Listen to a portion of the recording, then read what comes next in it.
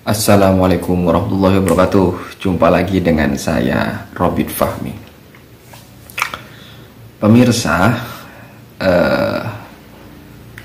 kemarin saya sempat melihat sebuah konten dari seorang buzzer politik yang dulunya terus menentang kelompok-kelompok radikal dan sepertinya sampai sekarang.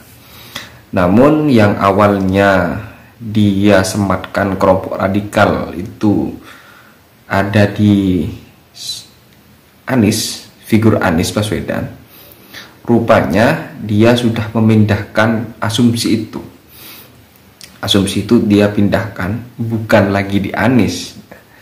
Dia mulai mengasumsikan bahwa kelompok radikal itu ada di Prabowo. Nah, ini kenapa kemudian dia mengasumsikan demikian? Kalau dugaan saya, karena posisi Prabowo sekarang secara elektabilitas itu paling di atas, jauh meninggalkan Ganjar Pranowo yang oleh buzzer politik ini didukung mati-matian. Bahkan dia membuat asumsi-asumsi dan dugaan-dugaan yang tidak ada bukti bahwa Prabowo ini adalah benalu yang dia menjadi pemecah di dalam pemerintahan. Nah, itu dugaan yang tidak bisa dibuktikan.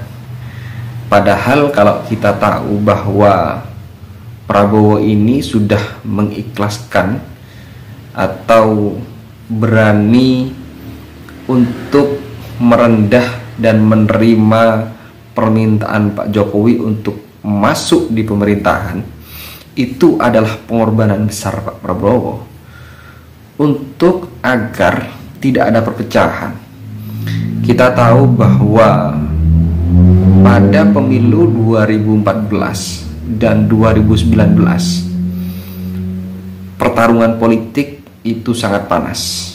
Terjadi perpecahan dua kelompok besar di tengah masyarakat antara pendukung Pak Jokowi dan pendukung Pak Prabowo. Dan itu berlanjut sampai pemilu 2019. Dan 2019 perpecahan itu hilang seketika ketika Pak Prabowo masuk ke pemerintahan Jokowi.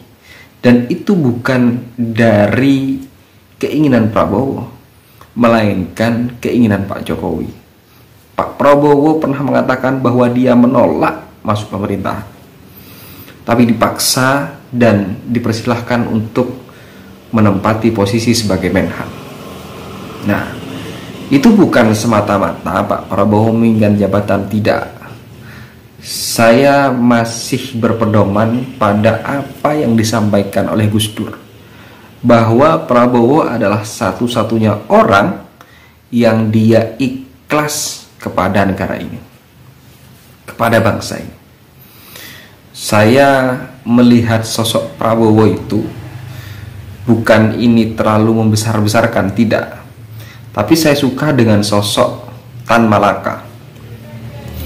Tan Malaka menurut saya adalah aktivis progresif, seorang pahlawan yang dia itu saking cintanya dengan Indonesia, dia berani menentang siapapun yang tidak sependapat dengan dia.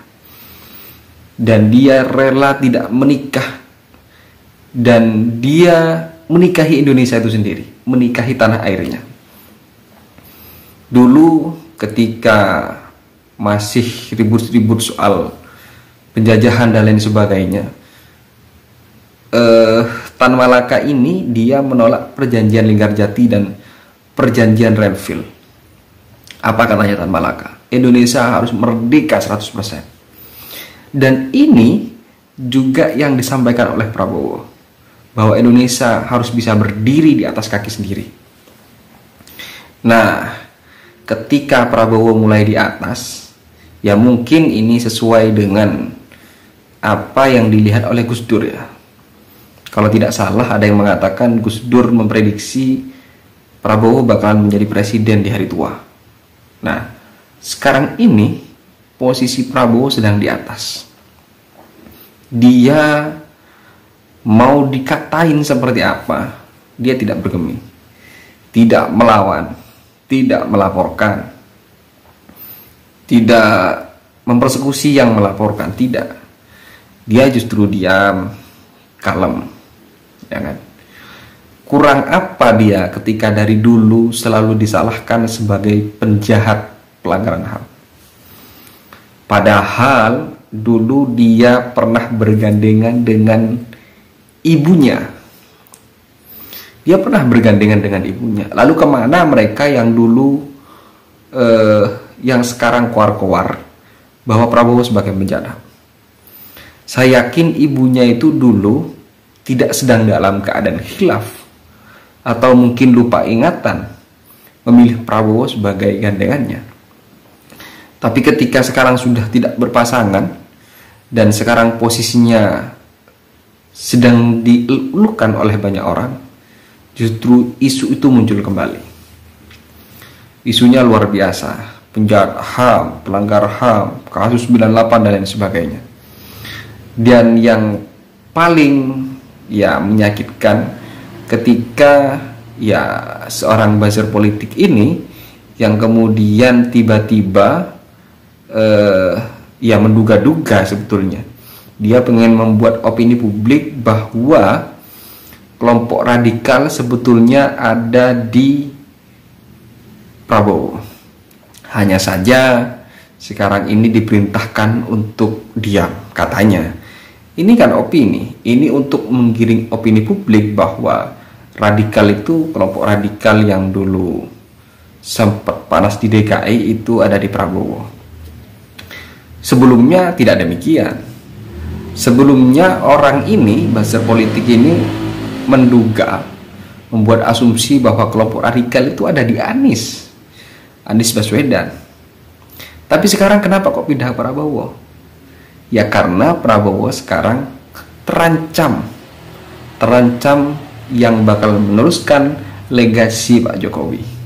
Makanya kemudian karena buzzer politik ini sudah mendukung calon lainnya, mungkin dia malu untuk menelan ludahnya sendiri, untuk mengikuti instruksi Pak Jokowi untuk mendukung Prabowo, sehingga dia lebih memilih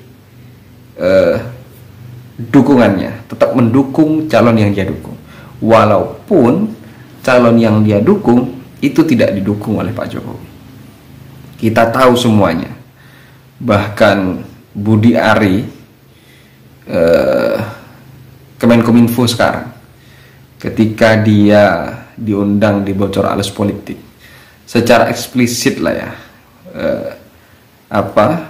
mungkin tidak dijelaskan secara gamblang oleh Pak Budi Ari.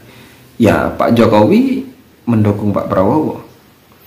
Hanya saja ada beberapa orang termasuk buzzer politik, satu buzzer politik ini dan kawan-kawannya yang dia terlanjur malu untuk menelan ludah sendiri, sehingga meneruskan dukungannya kepada calon yang sebentar lagi bakalan kalah. Kita tahu bahwa ada beberapa pengamat politik saat ini masyarakat sudah mulai mengalami kejenuhan untuk mendukung partai ini, entah itu partai siapa ya. Mulai kejenuhan karena sudah 10 tahun memimpin tapi justru bersifat ya seolah semena-mena ya, eksklusif, tertutup, arogan lah, menganggap partai lain hanya sekumpulan bocil misalkan. Ya ini kan kalau bukan arogan apa ya. Nah sekarang ketika Prabowo berada di puncak elektabilitas, dia berusaha untuk dijatuhkan agar calon yang mereka dukung itu naik. Saya pernah mengatakan dulu bahwa dalam teori politik itu Kalau Anda ingin menjadi baik, maka ada dua cara. Satu, Anda bisa membranding diri sendiri agar terlihat baik di depan banyak orang. Tapi ketika itu tidak mampu Anda lakukan, maka Anda jatuhkan lawannya, maka Anda akan terlihat baik. Nah, ini yang sekarang coba digunakan oleh kelompok buzzer ini dan kawan-kawannya, karena si calonnya tidak kunjung naik elektabilitasnya, sehingga cara-cara yang digunakan adalah dengan menjatuhkan lawannya. Siapa? Prabowo. Prabowo coba dijatuhkan dengan berbagai serangan opini yang saya rasa sekarang itu sudah mandul. Publik sudah cerdas mencernanya, sudah cerdas memahaminya bahwa itu hanya asumsi dan itu hanya opini yang dilemparkan oleh kelompok buzzer politik. Ya, kurang lebihnya buzzer RP lah ya, kira-kira demikian. Lantas bagaimana menurut teman-teman? Assalamualaikum warahmatullahi wabarakatuh.